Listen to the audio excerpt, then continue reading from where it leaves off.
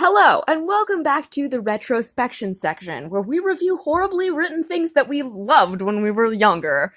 Today's review will take place on the novel Incurable by Max, in 8th grade, freshman year of high school type time, being reviewed by Max and Rava.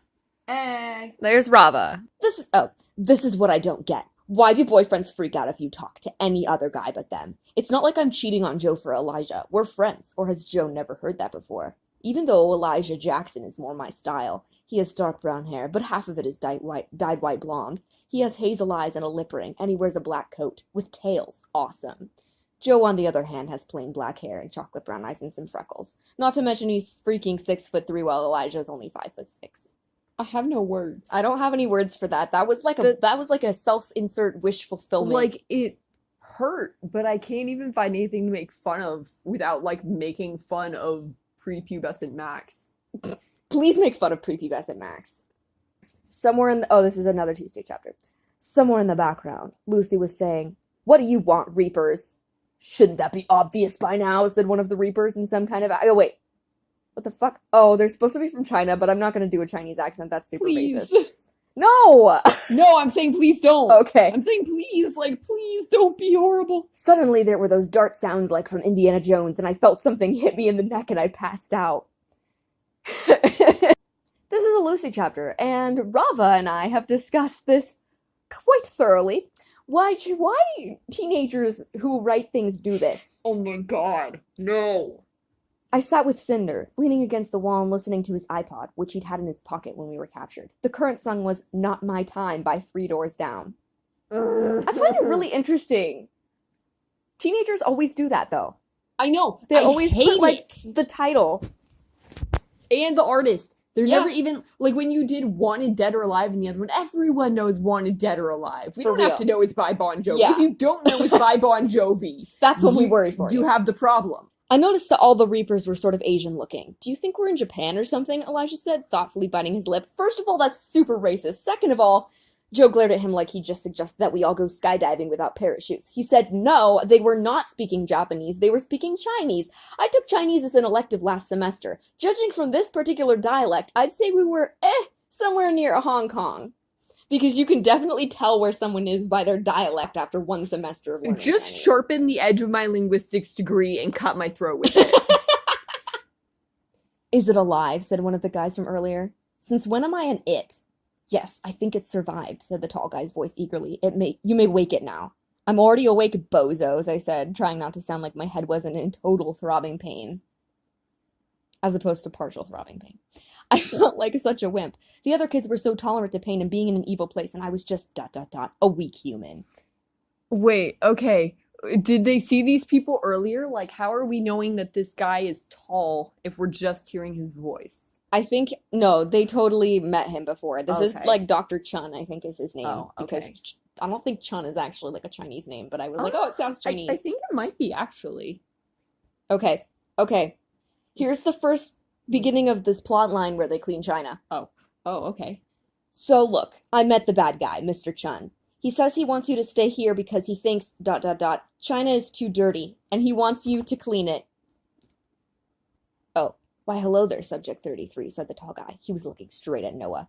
"What's going on here?" I whispered to Noah. "I'm sorry, Lucy," Noah said in an almost apologetic voice, backing up to stand by the tall guy. The super stereotypical, "I'm sorry." As he And, backs up. Backs into the shadows of the Yeah. villain's, lair. Exactly. Joe had now recovered from his little trip into the wall and did the arm wing thing again. Trip into... I sat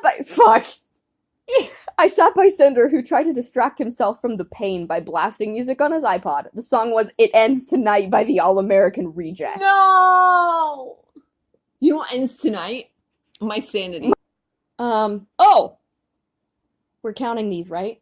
Oh, no! Dude, I don't care, Noah said, almost caustically enough. But everyone has to agree or I'll order you, I warned, fingering Cinder's necklace. Oh, here's Tuesday's huge pro-con list about Elijah versus Joe. Chapter 30, Tuesday.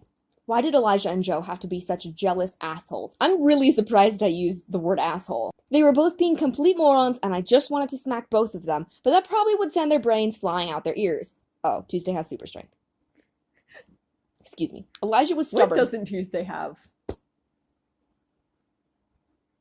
Restraint. Sick. Elijah was stubborn and didn't know when to let things go. Joe held grudges. Well, so did I, but whatever. And was way too protective. That combination just wasn't going to work. I needed to choose Elijah or Joe. Joe or Elijah. You know what? I think better when I make lists. Joe. Pros. 1. Way hotter than Elijah. 2. Known him for longer. 3. Isn't a stubborn moron. 4. Would do anything for me. 5. Did I mention he was totally hot? 6. Great fighter. 7. Really funny. 8. Super nice. 9. Has a positive attitude, unlike yours truly. 10. Loves me. Cons. 1. Is inconveniently too tall for kissing. 2. Holds grudges for no reason. 3. Isn't very opinionated. 4. Too protective of me. 5. Doesn't take risks. 6. Hates it when I'm random. 7. Is always attacked by other girls when we go to a dance or something, which sucks. 8. Is kind of forgetful sometimes. 9. Too kind for his own good. 10. Hates Elijah. Alright, we're moving on to Elijah now. Pros. 1. Extremely funny. 2. More my style, in quotes, whatever that means. 3. Has a lip ring and that awesome coat with tails and half his hair dyed white. 4. Is a Yankees fan. Remember, Tuesday has some weird fetish about the Yankees. Elijah's list already makes me want to hurl. It makes me... He's probably like a guy who mansplains. I bet her pros list is calls me milady, which is really nice and proper. Love his fedora. Oh god, it would go with his coat with tails. And his Guy Fawkes mask. I'm gagging. Can we please, video record these? Because half of my responses are just facial expressions. Abhorrent facial expressions. 5. Doesn't care what people think of him. 6. Realizes I can do things on my own. 7. Is random sometimes, like me. OMG, so random. Tacos, llama. Ha ha ha. Spork. 8. Observant. 9. Gives great insults. 10. Likes me. Cons. 1. A jerk sometimes. 2. Enjoys peacocking, but really has no guts whatsoever. Alexander Hamilton. 3. Too cocky for his own good. 4. Has a weird laugh. 5. Has a biggish nose. I guess I'm a con. I have a pretty biggish nose. 6. The rest of the Dizzos don't really like him. 7. Thinks Smashing Pumpkins are lame. Oh, there's another band. 8. Yep. Has this weird angst thing going on about being a robot. More than the rest of us, I mean. 9. Is meaner than Cinder, and that's saying something. 10. Hates Joe. Jeez, I just made this way harder for myself. What? No, you didn't. Obviously, Elijah's the wrong choice. I'm gonna say Elijah's objectively worse. Because his cons were actually... Why are we actually discussing this, seriously? Now we're moving on to when they decide to clean China, because, long story short, Noah lied to them about Dr. Chan wanting them to clean China so that they would believe Noah. But then they get out, and they're like, well, how about we actually clean China? It's super smoggy and gross. So Cinder gives this speech that has no idea how geology, physics, or any other thing remotely close to reality works. Cinder took a deep breath and began. Energy. The very word seems to overwhelm the mind. Oh, wait, no. Energy. The very word seems to overwhelm the mind. How will we deal with this? Can it be dealt with? The energy crisis is a crucial thing to be addressed. Gasoline is old school. We need to be innovative. Think of new things to do that are better for the environment. It has been proposed that thermal energy, or simply put, rocks near the core, can be used to heat homes and produce energy for ovens and other household appliances. What? The use of thermal energy will be expensive, but it will be worth it because China has lots of earthquakes, and that means the fault lines as well, so it will be easy to obtain the hot rocks. What?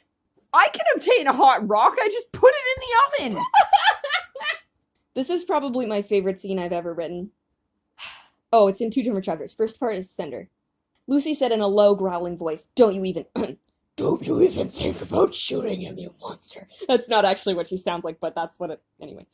Take that back or he dies, Marina threatened. Suddenly, Mr. Chun walked into the room, yanked Marina back by her dress, and shoved her behind him. The pistol clattered to the floor. Mr. Chun stood in front of us, glowering, and turned towards Marina. Enough, you piece of trash! I will talk to the mistakes. Marina got to her feet, looking embarrassed and steaming at Lucy. I'm not sure steaming was the right word to... That was all I had time to acknowledge before Mr. Chun came up to me and leaned down into my face and said in a deadpan voice, "Give me a soft serve ice cream." "Talent!" Tylin screeched. "Stop making him think stuff!" And then it goes into a Lucy chapter. I decided to be totally furious at Tylin for creating yet another power I didn't know about later. Fish monkeys was the next thing out of Mr. Chun's mouth, and Brighton almost managed to hold it together as she woke up, but lost it when Mr. Chun said this, "Picklelicious booger man." What? Picklelicious? Picklelicious booger man. Because I was so random, ha ha ha ha, pickle. Oh, chapter 42, where Tuesday meets an actual hobo. Later that day, I was walking down the street with Ace and Elijah. Joe, Nick, and Raven were at the hotel. We needed walkie-talkies, and we were on our way to the nearest electronics store to find some. I ran into someone dirty, tall, and bearded. "Hey, you hobo, watch where you're going," I said. I was not in a good mood. It took me a few seconds to realize it was actually a homeless person. Suddenly, a huge fist hit me in my stomach. I felt my backpack being ripped off my back and went into fight mode. I slammed a fist into the guy's side with all my strength, then smashed a double-fisted punch into his head. The guy screamed bloody freaking murder. This fight scene makes absolutely no sense. Shade stopped in his tracks, eyes going wide. "Marina?" His voice broke. Oh wait, Marina? I can't make it to it. I craned my neck around to see if it was the Barbie chick from before. It was, and she was using my own power against me. "Hey, hot stuff," said Marina, all weirdly sultry. "Get some," I screamed back, blasting her in the face with a beam of flame. Suddenly a tree came flying at us. I pushed Shade out of the way and rolled away myself. "Tuesday, watch it," I yelled as she ran up to me. "Ooh, sibling rivalry. Well, I guess I'll be the mom here. Dearies, what have I told you about fighting? Timeouts for both of you," Tuesday yelled, grabbing Shade's arm and yanking it behind his back. What? A tree flying at you is a weird time to have a mommy complex. Chapter 52, Tylin. Nerves attacked me, and I thought it would be easier to fight 30 Reapers single-handedly, but then I sucked it up and walked down the aisle. I saw Talent at the end, and I thought, there is my wonderful prize at the end of the rainbow, or cereal box or something. That's really, flattering to think about your soon-to-be husband. Oh yeah, they get hitched, don't they? Yeah, they do. Everybody Aw, gets man. married eventually. I want to put that in my, nuptials if I ever get married. You're my prize at the end of the cereal box. Oh, and then I did a title drop. "We'll regroup soon, I promise them, trying to stay strong. I'm going to miss you all so much. I know we don't really understand why the Reapers, and Wright, and everyone else are always after us. They seem to want to cure us of whatever disease they think we have. Dizzo disease. But here's the thing, guys. We're incurable." Okay. End of book 2. This has been Retrospection Section's review of Incurable. Join us next time for Non-Existence, Book 3 of the project sequence, in which 5 of the characters get married, one of them dies, Tylin forgets that she left her children in the same building as an armed bomb, and Lucy gets pregnant with an Uber baby. Next time on Retrospection Section.